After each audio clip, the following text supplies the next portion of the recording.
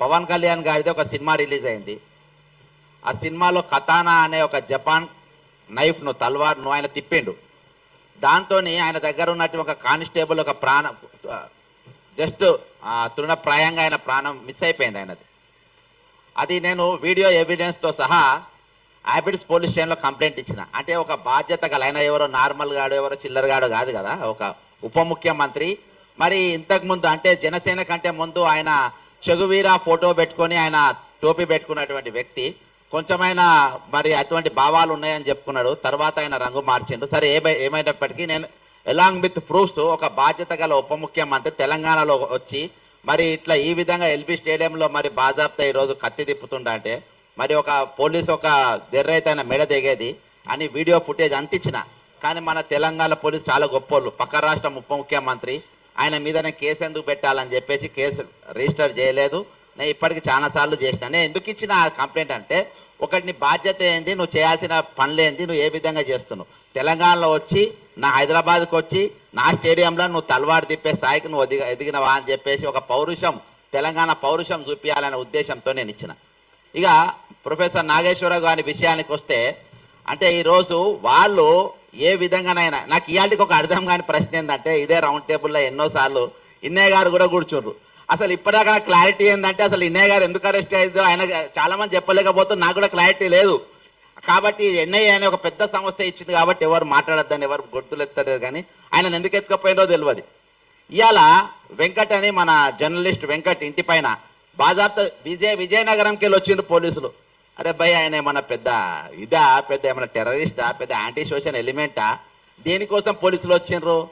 అరే ఇది తెలంగాణ ఆంధ్రలో అయ్యా జాగిరైపోయిందా ఇది? అంటే అక్కడికి వెళ్ళి హైదరాబాద్ తెలంగాణ పోలీసు వాళ్ళు వస్తారు, ఇక్కడ వచ్చి ఇళ్ళ మీద పడతారు.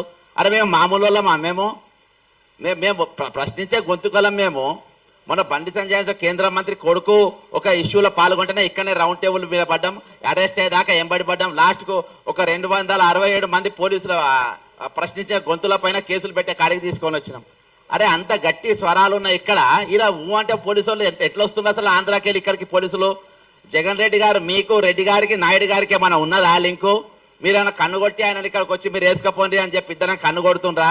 ఏమైనా ఇక్కడ మేజర్ ఇష్యూస్ ఏమైనా డైవర్ట్ చేసే ప్రయత్నాలు చేస్తుండ్రా? ఎందుకంటే ప్రొఫెసర్ నాగేశ్వరరావు గారు మన 2 రాష్ట్రాలనే కాక భారతదేశం అంతటా కూడా ఆయన పేరు ప్రఖ్యాతలు ఉన్నాయి. కాబట్టి 2 సబ్జెక్ట్ ఈరోజు ఫార్మర్స్ ఇష్యూ చాలా పెద్దగా నడుస్తూ ఉంది. దాదాపు 10 మంది ఫార్మర్స్ ఇప్పటి చచ్చిపోయినరు. పృథ్వీ గారు కానీ ఇక్కడ ఉన్నవారు చాలా మంది కల్లాల కాడికి కూడా పోయినరు. మరి మేము కూడా మానవ హక్కుల కమిషన్లో ఫిర్యాదు చేసినాం. మరి ఇటువంటి సెన్సిటివ్ ఇష్యూస్ డైవర్ట్ కానీ అని చెప్పి ఇద్దరు కన్ను కొట్టుకొని ఇవన్నీ ఏమైనా కథలు పడుతున్నా అనే డౌట్ వస్తుంది. ఎందుకంటే ఈరోజు మరి ఎక్కడ చూసినా కానీ ఒక పెద్ద చర్చ ఈరోజు నాగేశ్వరరావు గారి వెళ్ళింది. ఏది ఏమైనప్పటికీ ఇవాటికి నేను అనుకుంటున్నా ఇది నాగేశ్వరరావు గారి మీద ఏదైతే మీరు కేసు పెట్టిందో ఇదే ఆఖరి కేసు కావాలి. మళ్ళీ ఇంకొక జర్నలిస్ట్ గారి పైన కానీ ఇంకో మేధావి మీద కానీ ఇంకో ప్రశ్నించే గొంతుకల మీద కానీ ఈరోజు ఇటువంటి కేసులు ఉండే ప్రయత్నాలు చేయొద్దు. ఈరోజు తెలంగాణ వనరులు ఇంకా దోపిడీ గురైతేనే ఉంది. ఇవాళ ఫ్యూచర్ సిటీ కాంట్రాక్ట్ ఎవరండి? ఎవరికి ఇచ్చిన ఫ్యూచర్ సిటీ కాంట్రాక్టు? సీఎం రమేష్కి ఇచ్చిండ్రు. ఎవరైనా సీఎం రమేష్ ఎక్కడికి వెళ్ళి వచ్చిండ్రు? ఈ రోజు మా కాంట్రాక్ట్లను తీసుకుంటాం, మా వర్కులు తీసుకుంటాం. ఇంతకుముందు దోచుకుపోయిందని చెప్పి మేము తెలంగాణ తెచ్చుకున్నాం. ఇప్పుడు దోచి పెడుతున్నాం కదా మేము బాజాబ్తా. నువ్వు ఎందుకు ఫికర్ చేస్తున్నాం? మేమే దోచి పెడుతున్నాం మీకు. అయినా కానీ ఇవాటికి మేము మాట్లాడేటోళ్ళము, ప్రశ్నించేటోళ్ళము, అడిగేటోళ్ళము ఎందుకు మమ్మల్ని టార్గెట్ చేస్తుండ్రు? ఈరోజు నేను గతంలో రాజశేఖర రెడ్డి గారు సీఎంగా ఉన్నప్పుడు నేను కార్పొరేషన్ చైర్మన్గా చేసిన.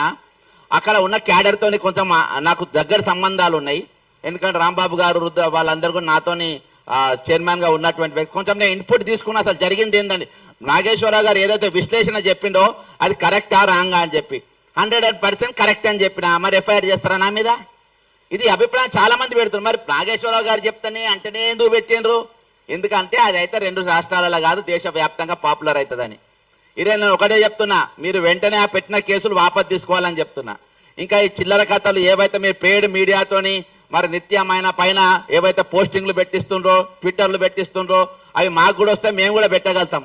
అవన్నీ మానుకోవాలి.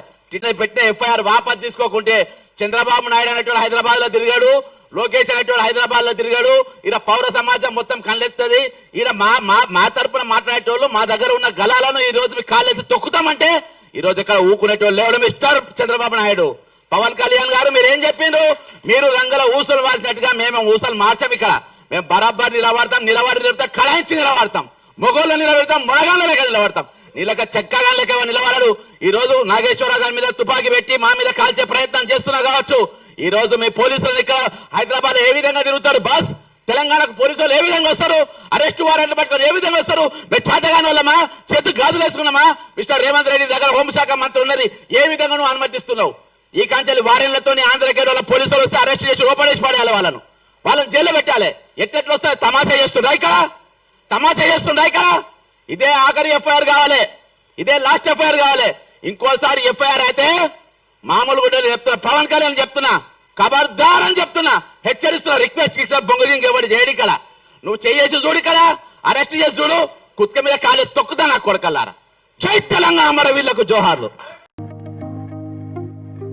స్వచ్ఛంగా, సహజంగా పోషకాలు నిండిన ఎస్ఆర్కే డైరీ పాలు మరియు పాల పదార్థాలని ఎంచుకుందాం.